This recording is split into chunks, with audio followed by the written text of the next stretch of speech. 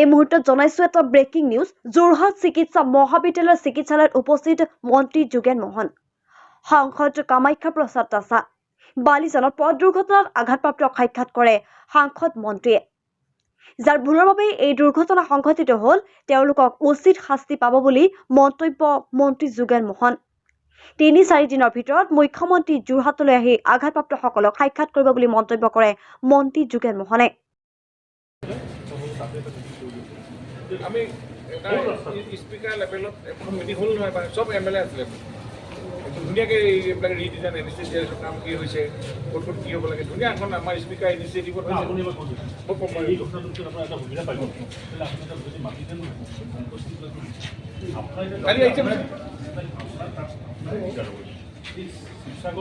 মইতো সপ্তাহত দুবাৰ অহা যোৱা কৰোঁৱেই গুৱাহাটী।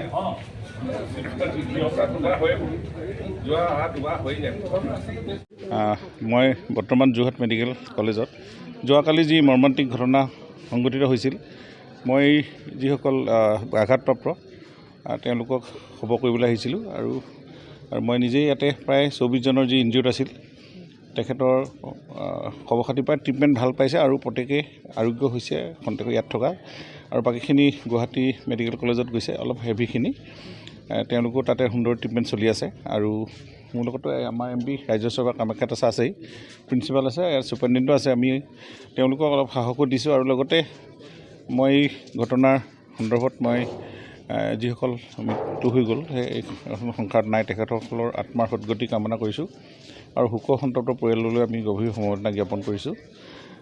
আৰু ইয়াতে এইটো এক্সিডেণ্ট হৈ গ'ল, দুৰ্ভাগ্যজনক অতি। আৰু আমি এতিয়া মুখ্যমন্ত্ৰী খবৰ লৈ আছে, আমাৰ প্ৰধানমন্ত্ৰী খবৰ লৈছে, ইয়াত টুইট কৰিছে, আমাৰো ইয়াত সকলোৱে খবৰ খাতি লৈ আছোঁ। আমি ভাবিছোঁ এইবিলাক ঘটনা আমি পুনৰ সংঘটিত হ'ব নোৱাৰে, তাৰ কাৰণে আমাৰ পৰিবহণ মন্ত্ৰীয়েও এইটো ইনকুৱাৰী দিছে।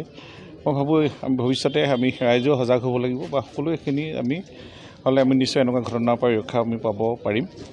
আৰু মুখ্যমন্ত্ৰী মহোদয় খুব সোনকালে ইয়াতে 2-4 দিনৰ ভিতৰত আহিব আৰু কিবা সাহায্য দিবলৈ তেখেতে নিজে লৈ আহিব। তেখেতে ইতিমধ্যেটো মই আজি তেখেতৰ লগত কথা বাৰ্তা হৈছে। তেখেতে এতিয়া ডিমা হাছাওৰ নিৰ্বাচনত খুব অত্যন্ত ব্যস্ততা আছে। গতিকে মুখ্যমন্ত্ৰী নিজে আহি ইয়াতে তেওঁলোকক মাতো লগাব আৰু তেখেতে আৰু কিবা মুখ্যমন্ত্ৰী সাহায্য পুঁজিৰ পৰা কিবা দিয়া। আমি ৰেভিনিউ ডিজাষ্টাৰ মেনেজমেণ্টৰে আমাৰ অকণমান আইনখন এইবাৰ অকণমান সলনি হৈছে।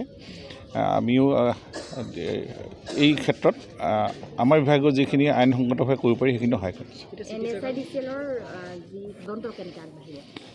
ইতিমধ্যে এইটো পৰিবহণ মন্ত্ৰী তদন্ত দিছে, তদন্তত ওলাই পৰিব ক'ত কাৰ ভুল হৈছে কি হৈছে।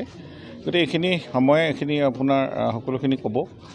গতিকে ইয়াত আৰু বৰ বেছি বিতৰ্কলৈ আমি নাযাওঁ, কাৰণ এতিয়া মানুহৰো মন্দিৰ যোৱাটো এটা আমাৰ পৰম্পৰা, 1 জানুৱাৰীত যোৱাটো। আৰু ইয়াতে এক্সিডেণ্টটো সদায় এক্সিডেণ্টেলি হৈ যায়, দুৰ্ভাগ্যজনকভাৱে হৈ যায়।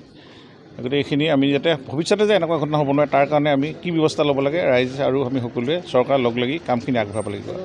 তদন্ত ইতিমধ্যে পৰিবহণ মন্ত্ৰী পৰিমল শুক্লবৈদ্য ডাঙৰীয়াই এইটো ৰিপৰ্ট বিচাৰি যি ক'ৰবাত দোষী হ'লে তেওঁ শাস্তি ল'ম বুলি তেওঁ নিজে এইটো যোৱাকালি প্ৰেছ মিট দিছে। দুৰ্ঘটনাটো দুৰ্ঘটনাই, যোৱাকালি যিটো ঘটনা সংঘটিত হ'ল আমি বৰ অত্যন্ত মৰ্মাহত। যোৱাকালিৰ ঘটনাত কেইবাজনো প্ৰাণ হেৰুৱাইছে, তেখেতসকলৰ আত্মাৰ সদ্গতি কামনা কৰিছোঁ আৰু আৰোগ্যসকলক আমি চোৱা চিতাও কৰিছোঁ। আৰু আপোনালোকে জানি ভাল পাব যে ভাৰতৰ প্ৰধানমন্ত্ৰী ডাঙৰীয়াও এই ক্ষেত্ৰত শোক প্ৰকাশ কৰিছে, মুখ্যমন্ত্ৰী ডাঙৰীয়াও শোক প্ৰকাশ কৰিছে। আৰু মুখ্যমন্ত্ৰী ডাঙৰীয়াই এটা নিৰ্দেশ দিছে যে যাতে তেওঁলোকে ট্ৰিটমেণ্ট ভাল পায়। আৰু আমি খবৰ খাতি কৰি জানিব পাৰিছোঁ যে যোৰহাট মেডিকেল কলেজত তেখেতসকলে অত্যন্ত সুখী আজিৰ তাৰিখত এই মুহূৰ্তটো। বাকী পেচেণ্টৰ লগতো আমি কথা পাতিছোঁ, যোৰহাট মেডিকেল কলেজত আজিৰ সময়ত এটা ভাল ট্ৰিটমেণ্ট দি আছে বুলি আমি ভাবিছোঁ আৰু দিছে আৰু ডিচাৰ্জো কৰিছে। পথ দুৰ্ঘটনা বাঢ়িছে, এই ক্ষেত্ৰত অলপ ৰোড ছেফটিৰ যিবিলাক প্ৰিকশ্যনেৰী মেজাৰ লোৱা হৈছে, মই ভাবোঁ আৰু অলপ বেছিকৈ লোৱা দৰকাৰ হৈছে। স্পীড আনকণ্ট্ৰল হৈছে। আৰু এটা ভাল কথা, যোৱাকালি মুখ্যমন্ত্ৰী ডাঙৰীয়াই এটা SOP জাৰি কৰিবলৈ নিৰ্দেশ দিছে, য'ত বনভোজ খোৱা বা অন্যান্য ক্ষেত্ৰতো ব্যৱস্থা লৈছে। আৰু আপোনালোকে দেখিছে যোৱাকালি ঘটনাটো এটা সুকীয়া ঘটনা, এইটো ঘটনাৰ লগত নিমিলে, কিন্তু পথ দুৰ্ঘটনা কমাবৰ কাৰণে ইতিমধ্যে চৰকাৰে বিভিন্ন ধৰণৰ ব্যৱস্থা লৈছে আৰু তাৰ কাৰণে হ্ৰাসো হৈছে। আপোনালোকে দেখিছে ভৱিষ্যত দিনত যাতে এনেকুৱা ঘটনা নহয় তাৰ কাৰণে আমি সজাগ থাকিম। আৰু NHI DCLকো আমি এখন চিঠি লিখিম, যাতে ডাইভাৰশ্যনৰ পৰা আৰম্ভ কৰি যিবিলাক তেওঁলোকৰ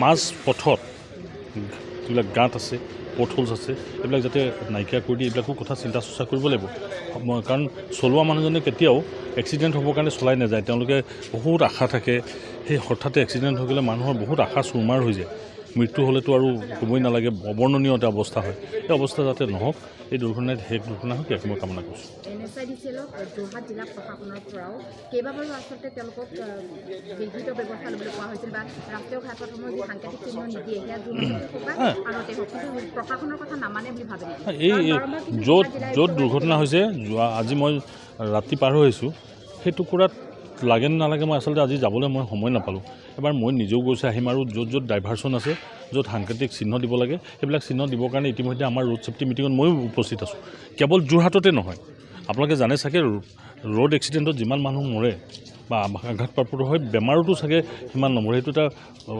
সমীক্ষাত ওলাইছে এই ক্ষেত্ৰত বিহিত ব্যৱস্থা ল'বৰ কাৰণে আমি কিন্তু কম এইটো লাইটলি আমি লোৱা নাই আমাৰ মুখ্যমন্ত্ৰী লোৱা নাই আমি ব্যক্তিগতভাৱে লোৱা নাই ভৱিষ্যত দিনত তেওঁলোকে কি ব্যৱস্থা লৈছে তাৰ এটা সমীক্ষা চলাম আৰু ইতিমধ্যে তদন্তৰ এটা ব্যৱস্থা কৰিছে এই তদন্তৰ ব্যৱস্থা হয় মই এইখিনিতে এটা আপোনালোকক এটা অনুৰোধ জনাম আপোনালোকৰ যোগেদি মেক্সিমাম সময়ত দেখিছোঁ আমি হেলমেট নিপিন্ধে এজনে হেলমেট পিন্ধে পিছৰ মানুহজনক হেলমেট নিপিন্ধে আমি যোৰহাটত ইতিমধ্যে পেট্ৰল ডিপুত পেট্ৰল দিবৰ কাৰণে মানা কৰিছোঁ পুলিচো এটা সাংঘাতিক ব্যৱস্থা গ্ৰহণ কৰিছে কিন্তু মানুহে ইমান নিজৰ প্ৰতি কেয়াৰলেছ আৰু তেওঁলোকে ইমান বেপৰুৱাভাৱে মটৰচাইকেল চলাইছে যাৰ কাৰণেও নেকি বহুত এক্সিডেণ্ট হৈছে আমি মেডিকেল কলেজত আহিলে বিভিন্ন সময়ত এইবিলাক দেখোঁ মই আহ্বান জনাম যাতে যুৱকসকলেও আৰু পৰিয়ালৰসকলেও দেউতাকে পিন্ধিছে কিন্তু পিছফালে বহি থকা জীয়েকে বা নিজৰ পত্নীও পিন্ধা নাই গতিকে এনেকুৱা নিয়মবিলাকো মানি চলিব লাগে যোৰহাটৰ পৰা জাজিলৈকে NSDCলৈ কাম কৰিছে আৰু সেইদিনাখন এজন ONGC বিষয়াৰ মৃত্যু হৈছে তাৰপিছত এজেহাৰ দিলে অকল যোৰহাটৰ পৰা জাজিলৈকে নহয়